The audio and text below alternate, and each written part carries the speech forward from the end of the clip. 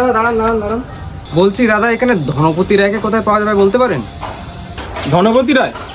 ওনাকে কি দরকার? ওসব জানে আপনি কি করবেন? তাহলে বাল ছেড়েও আমি চললাম।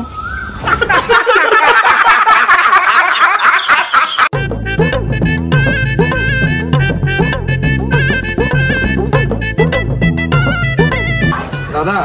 দাদা? কিসের দাদা? আমার বাবা তোর বাড়ি কবে গেল? কি করে? ভালোই গার্ড জানানোর লোক তো। বলছি এক কথা আর ইনি আর একরকম কথা বলছে। ভদ্রভাবে কথা বল, মানে পায়রা পুজো পুজো হাত তালে দিয়ে দেবো। ধনপতি রায়কে কোথায় পাওয়া যাবে? কি আছে ওনার সাথে তোর? তো ওনার সাথে একটা ইন্টারভিউয়ের কথা ছিল। ও তুই তাহলে সেই রিপোর্টার, চল আমার সাথে।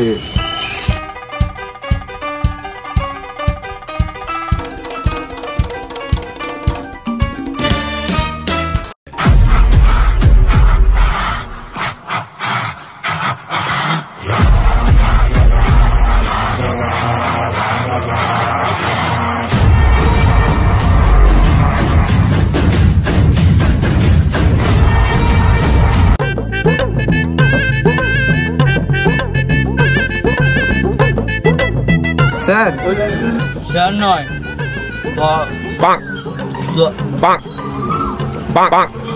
ধনপতি রায়। নামটা ভুলে যেও না, কাগজের উপরে পাতায় বড় বড় করে লিখে রাখো। আচ্ছা, আপনি কি কাজ করেন? গোলকদুবা কেশরি, তার মানে আপনার বিমলের ব্যবসা?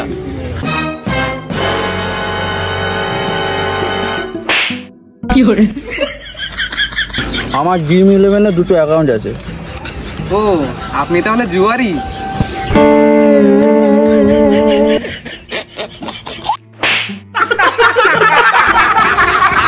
আমি জুয়ারি না, টাইম পাস করার জন্য।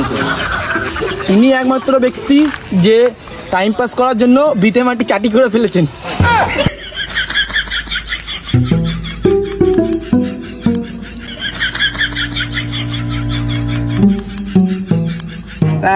বলছি যে আপনি আইপিএল এ কোন টিমকে সাপোর্ট করেন?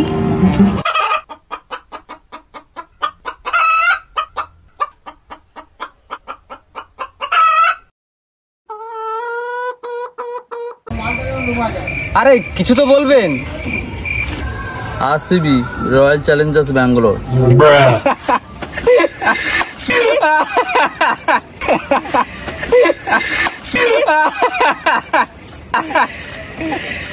কেন তুই কাকে সাপোর্ট করিস? আমি আমি ধোনি চেন্নাই সুপার কিংস 5 বারের চ্যাম্পিয়ন।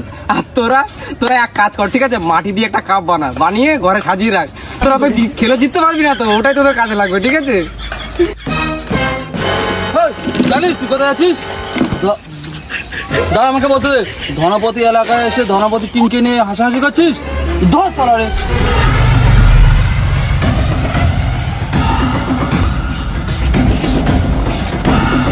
তোর দেখে না তো?